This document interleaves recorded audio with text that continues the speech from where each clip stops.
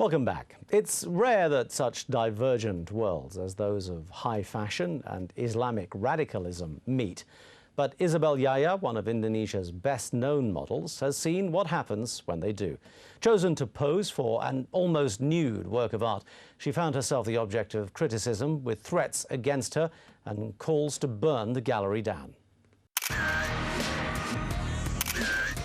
My name is Isabelle Yahya. I'm actually editor-in-chief of A+ magazine, which is a fashion magazine. But I am actually a professional model as well. It was actually an art installation collaborated by these two genius artists, actually. Me and an actor was photographed, and we were put on a life-size, human-size, actually, wallpaper. So it's like going into a virtual jungle. So it's like going in, so we look naked in the pictures. Those Muslim parties came in, and I guess they decided that they didn't like the art exhibition, the installation itself. They went with 250 other of their parties, and they were planning to burn the installation down. But they didn't make it because it was closed already and protected. They talked a lot on TV, and at the time I heard also from other people that they wanted us to come and beg for forgiveness. I personally feel if the country is going into that way, it is a problem. It is a problem. Then it's going backwards rather than going forward. We should be living, all of us, all these religions living together. It's all united in diversity, and sadly, we have to become only one law, which is the Sharia law. And still with me in the studio are Mirza Satriawan, a member of Hizb ut-Tahrir Indonesia, Sydney Jones, an Indonesia analyst, and from Jakarta, Yeni Wahid, Secretary-General of Indonesia's National Awakening Party. Yeni, before we went to the break, you mentioned the situation of women, and we saw in that film there a particular case in point. But is there a middle ground here? Do you think the model that we just saw in that film may be pushing too far against the accepted cultural values of Indonesia? I think the court should decide whether they're going too far. You know, if people do not feel comfortable with expression of arts, then, you know, they should take it to court. Don't take it into their own hands. I mean, that's my opinion. Is that a question of art, or is that a question of culture that we saw that? Well, it's because this viewing is in public, so it's become a public issue. So we believe that the government has to have a law about what should be in the public, what it should not be in the public. Would your Islamic caliphate in Indonesia, your model society, involve any degree of tolerance for women, issues of fashion, issues of freedom of economic expression, freedom of artistic expression? Well, there is a certain limit on the allowing expressing your feeling, and it has to be according to the Sharia, of course, according to the Islamic law. But the one that being shown like that is certainly is not allowed. Yeah, and the interaction between men and women in the Islamic society has to be according to the Sharia. And this is because in Islam, the woman it's like your mother. You have to honor. We don't like to. Just like in the Western society, in which woman is just like a sexual commodity. You see. Let's just step aside from the gender issue for a minute, Sydney.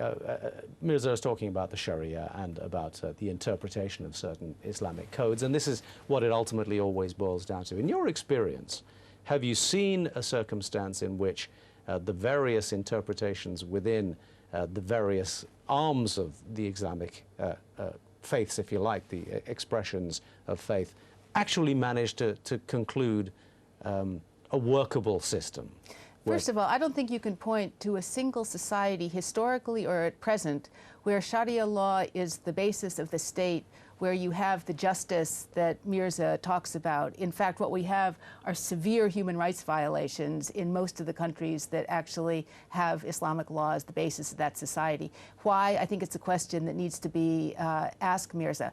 I also think that if you look now in Indonesia, first of all, we don't have just one culture, we have many cultures in Indonesia, and also it's democracy that's allowed groups like Hizb ut-Tahrir, Mirza's organization, to flourish. It's persecuted in countries that are authoritarian. It flourishes in democratic systems. So his organization has benefited from a democratic system. Are you prepared to accept the fact that if it wasn't for democracy, then your group would probably not even exist? Well, in some countries where there is no democracy, we still exist there, but we cannot work freely there. I mean, Yanni, let me put the same question to you. I mean, can you conceive of a situation in which the various leaders of the various Islamic groups in Indonesia can agree to the extent that a Sharia state would actually work? I don't think so. I mean, my group, for example, you know, my community, we believe that Indonesia should remain as it is, you know, in a secular terms, in a secular form as a republic. We believe that Sharia can be inspiration in the cultural life of Indonesia, but we don't agree that the state should be the ruler, should be the one who decides which rules to apply or not, you know. So, and, you know, we don't, because there's so many interpretations of Islamic teachings in Indonesia, for example, or Islamic, what do you call it, how it practice Islam. Right. You know, my Exactly. group is different from Muhammadiyah, for example, or Ibu Tahrir. Who decides? I mean, if the states, if we play with religion, if we let religion and state mingles, then intermix, then you know what we have is there will be a danger of a leader espousing one way of practicing, and that will be dangerous. How can you establish a Sharia state when even within the Islamic religion there are so many disagreements? Well, there is an agreement that there has to be a Khalifa. I mean, even though there is many different... Is that the case? Does that agreement exist? Most of the religious scholars believe that Khalifa is part of the government system in Islam. I mean, no one will dare to oppose that. I mean, But some say that Khalifa was never mentioned in the Quran.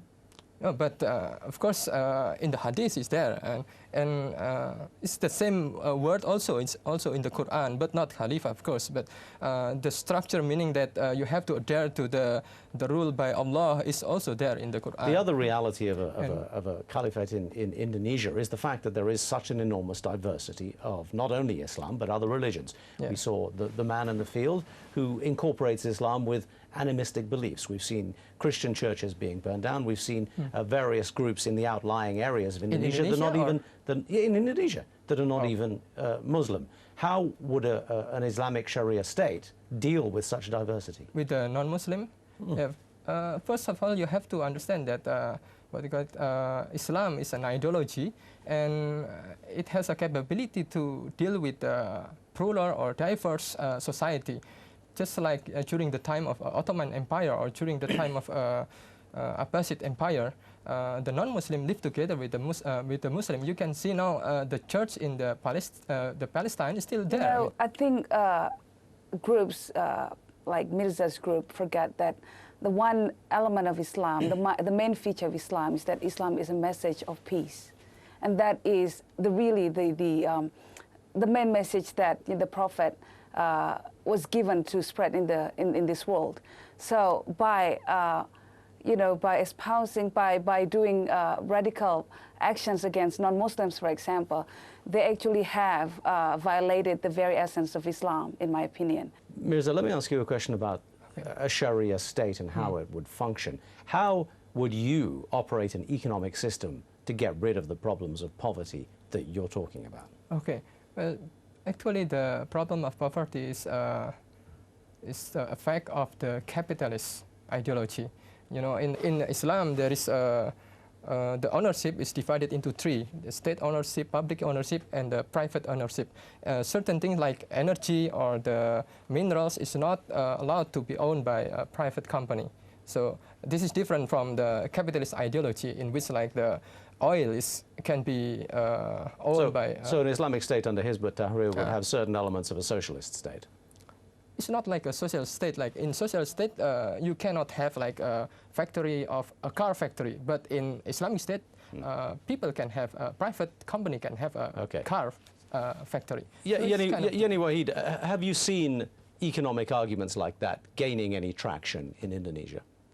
Yes, I have, and the reason for that is because the economic situation hasn't improved for most people, and people still in a very bad economic situation now, and they feel that democracy hasn't helped them, and they feel that maybe there has to be another way of dealing with this issue.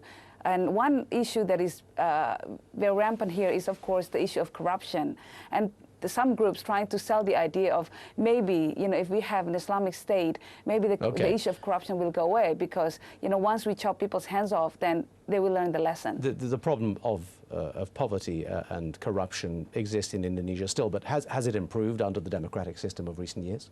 No, I think it's improved somewhat, and the country is growing economically now, but there's still a vast underclass, and the alleviation of poverty has been lagging behind some of the other achievements of the democratic government. Could this possibly be a trigger for an upheaval and the establishment of an Islamic state? Not an upheaval, and one of the things we don't see is large numbers of urban poor joining radical Muslim organizations, for example. Not clear why not, but we're not seeing that. So I don't think necessarily it's a trigger. Thank you very much indeed. We're going to have to leave it. We're right out of time, but thank you very much for joining us. My thanks to Mirza Satriawan, Sydney Jones, and Yeni Wahid. Until next time, from all of us here at 101 East, it's goodbye.